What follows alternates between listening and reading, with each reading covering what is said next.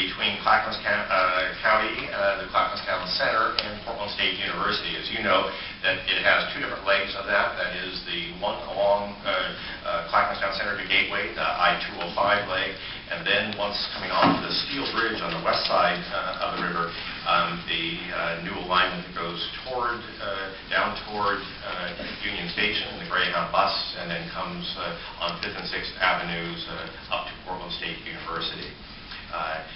There is finishing work that's just being done along 5th and 6th Avenues. If you've been along that alignment, you see that there is more art that's going in, that the shelters are having their final glass put in throughout it, caulking being done, and various other things. So that we're obviously pleased with the work of our contractors, and feeling it's going to be a great addition to the system-wide activity. If you know that on August 30th, the actual yellow line, which currently goes from the existing alignment up to the Galleria and turns around there, will in fact begin traversing on 5th and 6th Avenues as is intended. And then 2 weeks later, on the 12th of September, we will actually end up having the new Green Line opening ceremonies, and all will be there. We hope you all will be able to join us. This past week, diesel prices were at $3.03 per gallon for the fiscal year that began July 1st. We're averaging about $2.99 per gallon right now. Ridership, we had 8.5 million trips taken on buses, Max and West during July. This is down about 8% over the previous July before the recession. And don't forget, last July we were running just about that $3.75 per gallon price of gasoline, going up even further in August, up to about $4. We can certainly see the effect of the recession on our ridership again. Historically, transit ridership follows the employment rate, but lags them by a few months. That's exactly what we are seeing here, and have seen that be the case throughout the nation. So with the second highest rate of unemployment in the nation in Oregon, and if you even look at the issue of around the costs, the unemployment rate, when it looks at people who are part-time employees seeking full-time employment, or those who have given up, the Oregon region is the highest in the nation. And again, that's being reflected in our ridership. It doesn't come as a surprise. Obviously, we'd still like to be able to see lots of people using us.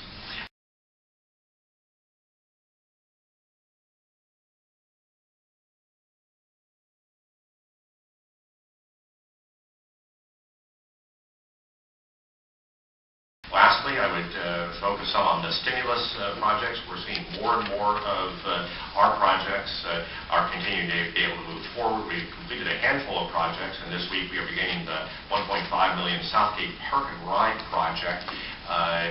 They're on McLaughlin, just north of Milwaukee. This work will include the construction of 329 parking spaces and will allow hiring 11 workers and preventing 8 layoffs.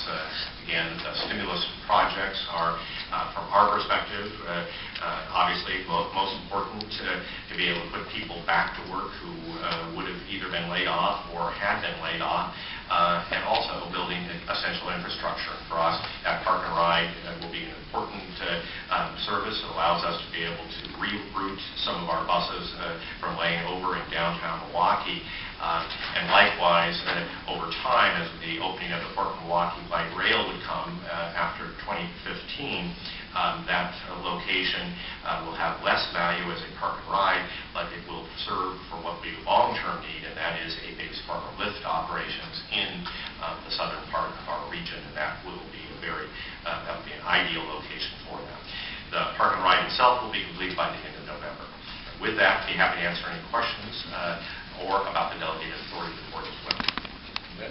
Yeah, just a comment, Fred. I see where the President signed the Supplemental Appropriation Act, which allows us to use some stimulus money for operating costs. So that should be a positive for our operation.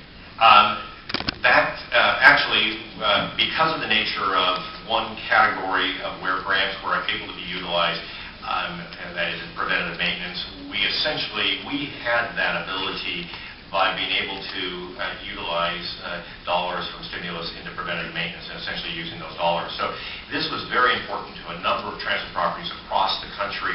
Because of our nature, it didn't make a difference, but because we were essentially able to do much of the same thing already. No. But it's very important across the country. This is a